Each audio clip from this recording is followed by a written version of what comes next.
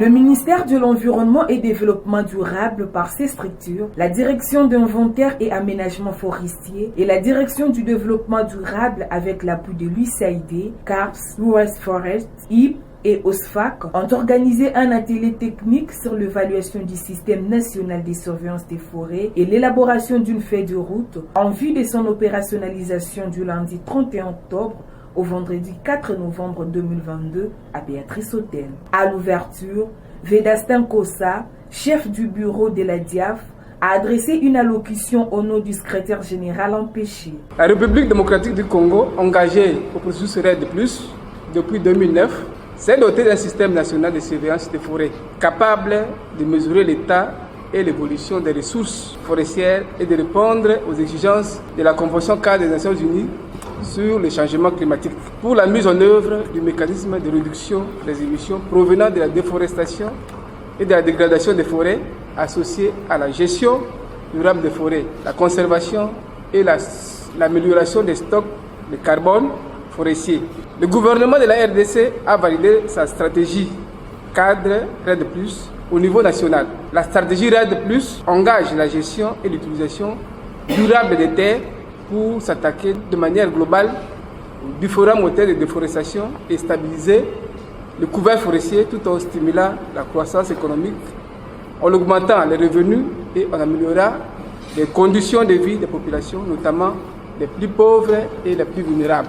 Elle a été déclinée de façon opérationnelle dans un plan d'investissement RED+, qui fixe le cadre programmatique. Ce plan d'investissement a été validé en septembre 2013, puis actualisé en 2015 pour couvrir la période de 2016 jusqu'à 2020. Le pays a mis en place un mécanisme RED+, qui est appelé le système national de surveillance des forêts, capable de mesurer l'impact des activités anthropiques sur les émissions, les suppressions de gaz à effet de serre liées aux forêts entre 2017 et 2021 à travers l'appui du programme CAFI, finalisation et mise en œuvre de l'institutionnalisation et à la mise en place de son NSF pour la mesure, l'estimation, la notification et la vérification des gaz à effet de serre liés au changement du couvert forestier. La DIAF et la coordination RED, avec l'appui du service forestier américain, organisent aujourd'hui l'atelier technique pour analyser les SNSF sur le plan du dispositif institutionnel, des mesures et estimations, du rapportage, vérification et ainsi élaborer une feuille de route des actions, activités à mener pour une mise en œuvre fonctionnelle et efficace du SNSF. Plusieurs experts ont intervenu au cours de l'atelier pour permettre aux participants de faire une analyse technique sur l'état du système national de surveillance des forêts en RDC afin de leur permettre d'élaborer la feuille de route de la période 2023-2024. Au terme de la première journée, les participants ont livré leurs impressions. Cet atelier vise essentiellement à pouvoir évaluer le système que nous avons en place depuis 2014, c'est le système national de surveillance des forêts. Après l'expérimentation durant tout ce temps, on a besoin d'évaluer la performance de ce système, également de dégager les lacunes qu'il y a pour pouvoir améliorer, mais également à travers cet atelier, c'est d'analyser et de montrer quelles sont les perspectives à venir, quelles sont les différentes options d'amélioration de ces systèmes pour pouvoir avancer dans sa mise en œuvre. Il est attendu qu'à la fin de ces 3 jours, ces 4 jours de travail, nous puissions également proposer une feuille de route de mise en œuvre de la prochaine phase. Le bénéficiaire principal, c'est le ministère de l'Environnement, donc c'est le gouvernement congolais qui suit les activités RED+. Parce que ce système sert exactement à mesurer l'impact des activités RED+, qui sont engagées au niveau de la République démocratique du Congo. Le système national de surveillance des forêts est une exigence de la Convention cadre des Nations Unies pour les changements climatiques aux pays qui s'adhèrent librement, parce que cette adhésion est libre, qui s'adhèrent librement au processus REDD+. Et la Convention a exigé que chaque pays puisse mettre en place un système de surveillance de forêt qui va permettre, n'est-ce pas, à chaque pays de faire le mesure des différentes activités liées à l'homme pour la forêt et de les reporter. Mais bien entendu, après une vérification, que ce soit interne ou externe. C'est à partir de ces systèmes de surveillance que chaque pays a mis en place qui a facilité, n'est-ce pas, de construire un niveau de référence qui est en quelque sorte un tableau de bord pour lequel, n'est-ce pas, les efforts de chaque pays seront évalués dans le cadre du processus REDD+. Nous ne pouvons pas dire que notre système de surveillance de forêt fonctionne à 100%, mais c'est un système qui est déjà très opérationnel.